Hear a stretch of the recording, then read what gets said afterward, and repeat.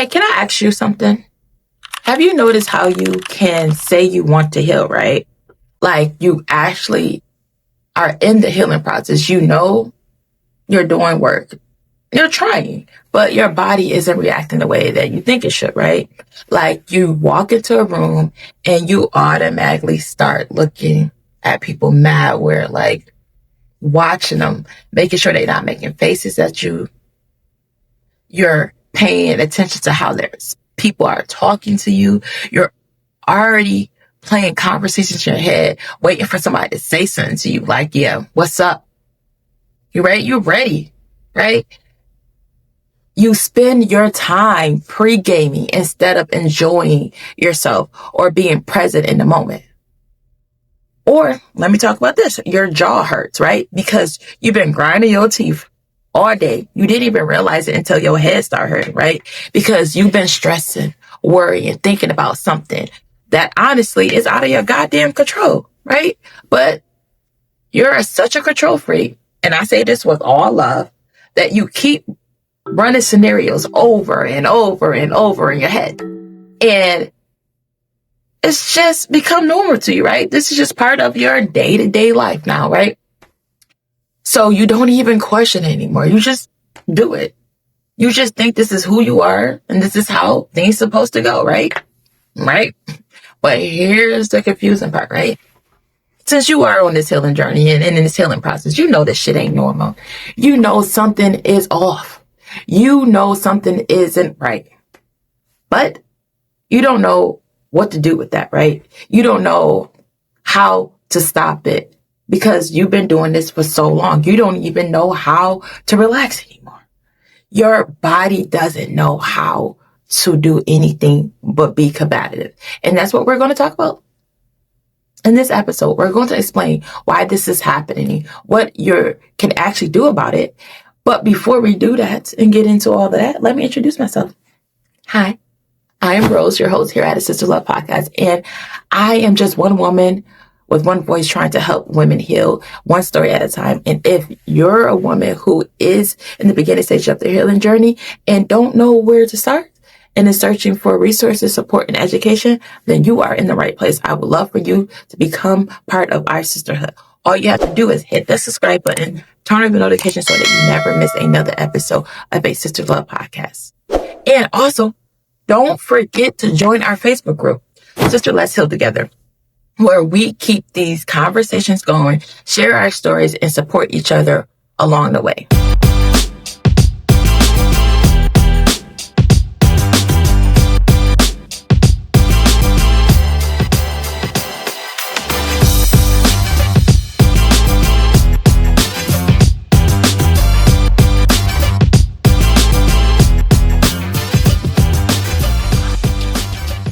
Just like I promised, I'm here and I'm going to help you navigate some of the roadblocks that come up when you're in the beginning stages of your healing process.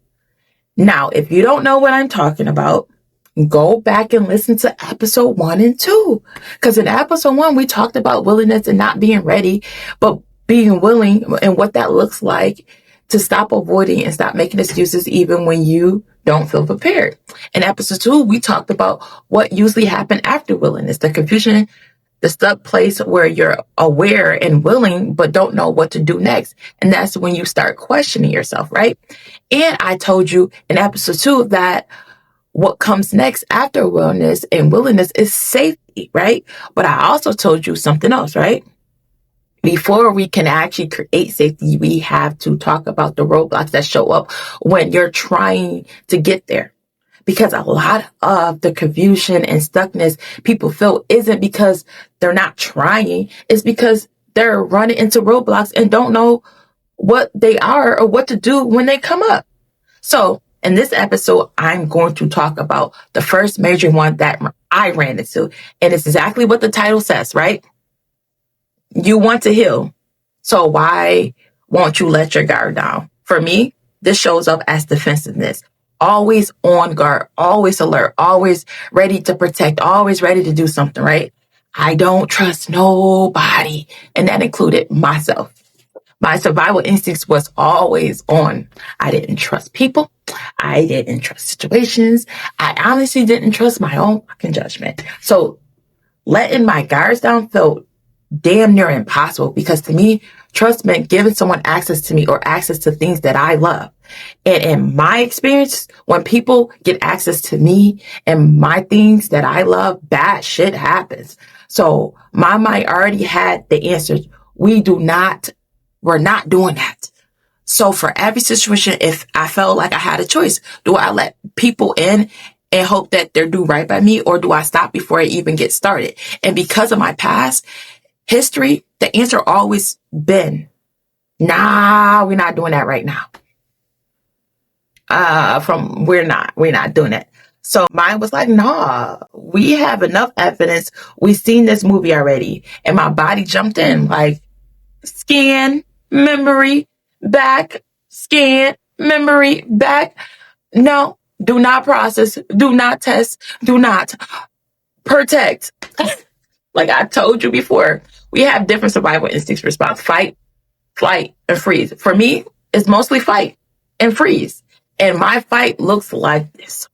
I got this crazy ass mouth. I say wild shit. I get combative. I get aggressive. I don't like hit people, but if you back me to the corner, it is what it is. I'm also controlling as fuck. Like, I like to be in charge because if I control stuff, I can predict the outcome and I can predict what feels safe for me. So my defensives show up as aggressive, control, snapping, arguing, pushing back. Now my freeze, it looks different. When I freeze, I go inward, right? I isolate. I don't answer my phone. I stay in my room. I disappear for a long period of time. And people might think, oh, she's reading and she's learning and she's working on herself. Fuck no. No, I'm not. I'm running away from you. That's me. I'm trying to find a solution for the problem. Me, I'm doing research. I'm Googling because my best friend is Google. I might be pulling books off my shelf and going through courses, digging through my trauma content, all that everywhere. You know, I have it everywhere. So that's probably what I'm doing. And then I'm hyperfixating. I collect so much information that I get so fucking overwhelmed and then I'm stuck again, right? Because now I know too much and I don't know what to do with it. So here's the part that I didn't understand at first, right? Neutralizing a threat does not mean I feel safe. I can argue someone down. I can control a situation. I can research something to the death of me and still not feel safe because safety isn't about the threat being gone. It's about what my body believes. So once I actually start paying attention to myself, things started to make more sense, right? I started noticing patterns, right? I noticed how fast I went into defense mode. I noticed how hard it was for me to relax, like really relax. There were no in between for me, right? And at first I thought this was just a trust issue. Like, I just don't trust people. I just don't trust situations. I just don't trust myself. But the more I pay attention, the more I realized it wasn't just that my body was reacting before my mind even had a chance to catch up. Every time I thought about healing, every time I thought about doing something different, every time I thought about letting my guards down, even just a little bit, my body will react. For me, it showed up physically. I get these really bad headaches, like migraines. My neck would tighten up and my shoulders would lock like this, and my back would start hurting out of nowhere. And the worst part is my jaw. I used to clench my jaw. I used to grind my teeth. And it was so bad that my doctor had to prescribe me muscle relaxers. And then my thoughts would take off. I'll start worrying about shit that wasn't even happening. I would run scenarios in my head. I would let stress stack on top of stress. And now I'm overwhelmed. I'm overstimulated. And I'm stressed out and physically in pain. Because your thoughts and your emotions don't just stay in your head. They translate into your body, into body pain. Your thoughts and your emotion is connected to your body. And I didn't understand that at first. What I did know was that whenever something like this would happen, I would lock myself in my room, research for answer. And like I said before, that's one of my main protective mechanisms, freeze, that caused me to research. So I did what I always do. I went looking for answers while I was deep diving in research, right? I came across information about the nervous system. And it was another one of those moments where everything was like ding dong, like, oh shit, my nervous system is dysregulated. And that's why my body was reacting like that. That's why I couldn't calm down. That's why everything felt like it was too much, right? Please forgive me. I'm always laughing. That's part of me. That's kind of my coping mechanism. When I talk about seriousness, people really, really hate that about me, that I laugh a lot and I make serious situations kind of funny, because it's kind of one of my coping mechanisms that I'm still working on. But please forgive me if you're taking offense of me making this serious situation so light. It's not. I understand. And here's the part that really shifted things for me, right? Once I realized my nervous system was dysregulated, I learned something important, right? For my nervous system to calm down, I had to feel safe. So at first, my brain went straight to, okay, I need to get rid of fear. Like, if I just eliminate fear, then I'll feel safe. But that's not how it works. Fear is always going to exist. There's no way to completely get rid of it. And honestly, trying to eliminate fear is still a survival instinct. It's still survival mode. I'm still trying to control things. And the only thing I need to be controlling is me, my thoughts, my words, my actions, right? Everything outside of me is out of my control. So let it go, Rose. So safety isn't about getting rid of fear. Safety is about learning how to deal with it. And that's when I realized something else. If I was going to regulate my nervous system, I had to do it in two ways. First way is in the moment. So this is what it looks like. Something happens, a thought pops up, I hear my tone change, I notice me trying to control the situation, or I notice or I'm about to shut down. Let us use control as an example, because that's one of my biggest ones for me. So if I catch myself trying to control something, a conversation, a situation, or someone's response, I have to stop right there and ask myself one question. Is this actually a threat right here? Is this a threat? Like, is something really happening that I need to protect myself from? Or is this a perceived threat? Meaning, nothing is actually happening in this moment, but my body is reacting like it is because something from my past tells me that it's a threat. Because if it's actually a threat, you need your survival instincts to kick in. And we need that adrenaline to stay rushing to help protect ourselves. So if it's actually a threat, please keep it. But a perceived threat, if it's a memory, a pattern, a projection, then yeah, that's when we regulate ourselves. And I know some of you are probably thinking like, how the hell am I supposed to do that? Right? Because when you've been through trauma, everything feels like a threat, right? And that's where the second part comes in. The second way I had to regulate my nervous system was long term. If your nervous system is already dysregulated every day, every little thing feels like danger, this is deadly, right?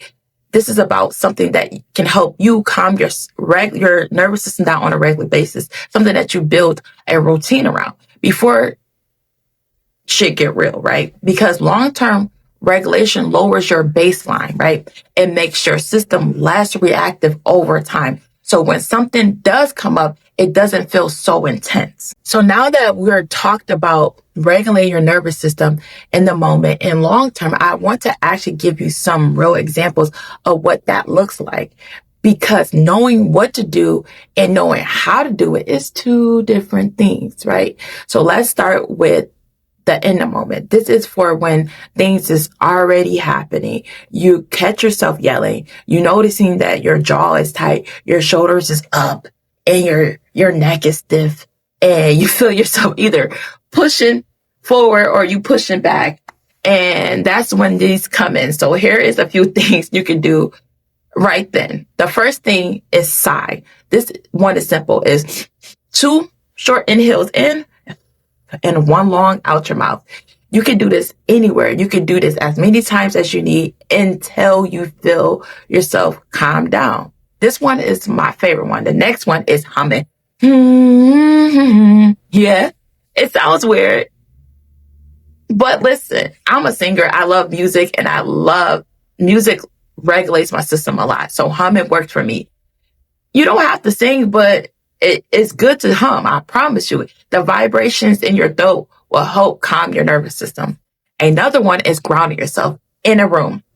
This look like naming 5 things. You see, 4 things you can touch, 3 things you can hear, 2 things you can smell, and 1 thing you can taste. All this is doing is pulling you out of your head and into the present moment. You're just observing what's actually happening right now. Another one is cold water. Woo.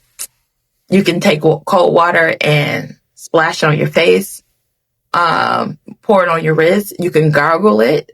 I play with ice. It interrupts my thoughts and it brings me back to this moment. Like, I like to play with ice. And then movement is another one, right? You can sway, you can stretch, you can roll your shoulders, you can wiggle, all of this help you bring your body out of the past and into the present moment.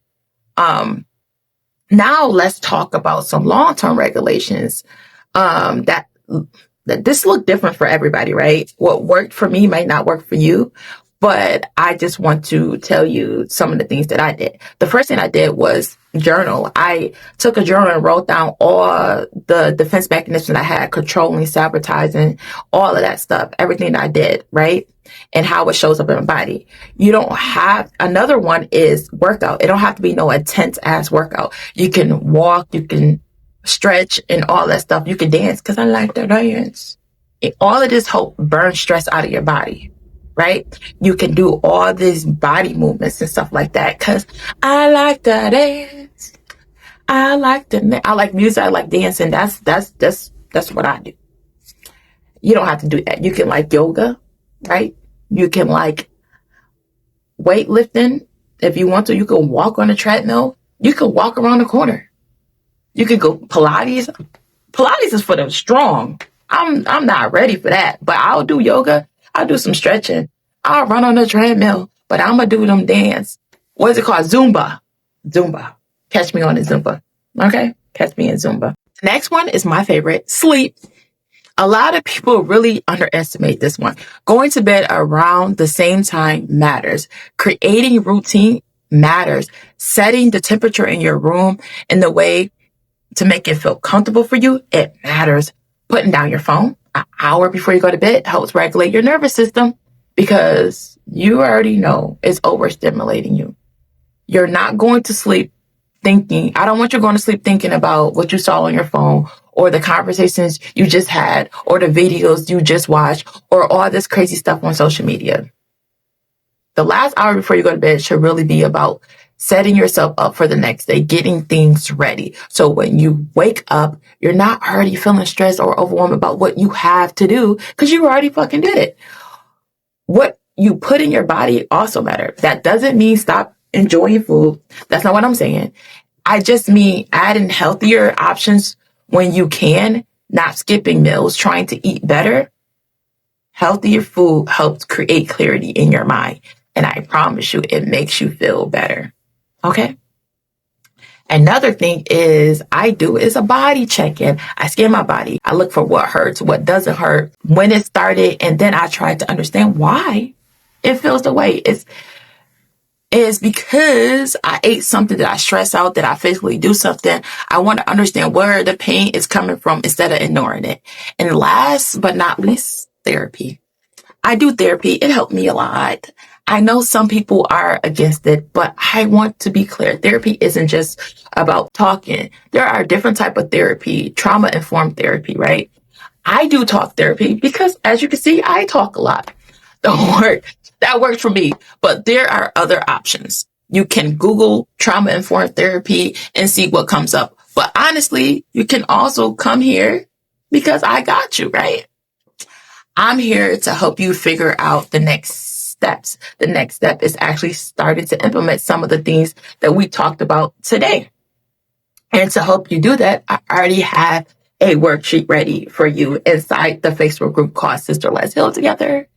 Inside the group, we have a resource center. That's where the worksheets are. That's where the videos are. And that's where the tools live. In that worksheet, I break down the in the moment and the long-term nervous system regulation we talked about today. I got YouTube videos, worksheets, and other resources that actually we use so that you have it. So just remember, I got you. You just got to be in a group to get access to it. All right. So I've been here long enough talking. So I'm just going to wrap this up. Before I go, I wanted to leave you with just some advice. Start paying attention to your body and what it's telling you. Stop ignoring it and stop acting like things didn't happen. Be intentional with what you say. Be intentional with what you do. And be intentional with how you move. Because if we're not being intentional, then what are we doing, right? In this healing process. I really hope that this episode helped you. I hope something did click. And if it didn't, I want you to tell me. Tell me that. Tell me what I was missing. Tell me what you felt lost. And tell me the gaps that I need to fill. Everything I shared on here come from my personal experience. Yes, but I also research. I educate myself. I read books. Like I say it all the time. And if there's something that I need to cover that I haven't yet, I want to know. Now, I also want to say thank you. I don't take it lightly that you come here and spend time with me because I know your time is not refundable and you can't get it back. So you spending time with me, listening to me, thinking with me, reflecting with me, that really means a lot to me. And I want to make sure that your time you spend here is worth it. Now, before I end, I want to tell you what's coming next. In episode 4, we're going into the next roadblock, guilt. We're going to talk about why you keep questioning whether your pain even matters. Why you tell yourself maybe it wasn't that hard or that bad. Why you feel like you should be over this by now, and why you're going to, and how we're going to break down how guilt shows up in your healing process and how I experienced it and how did I move past it. And I'm going to walk through the step-by-steps and stuff like that that I use. Now, if you want more support like this or more tools or more information, please don't forget to join our support group. It's called Sister Let's Heal Together on Facebook. And that's where you get the worksheets, the resource, and all the stuff that I talked about on the podcast episode today in there, right? All the stuff about the nervous system. It will be in the Facebook group in the resource center. So I would love for you to be part of the sisterhood if you want to, or at least come in and get the resources, right? You don't have to engage. I just need you to get access to the information. So if that's what you want to do, just do it. I just want to help you. The goal is to help you. So with that being said, until next episode, signing out, your sister Do Love.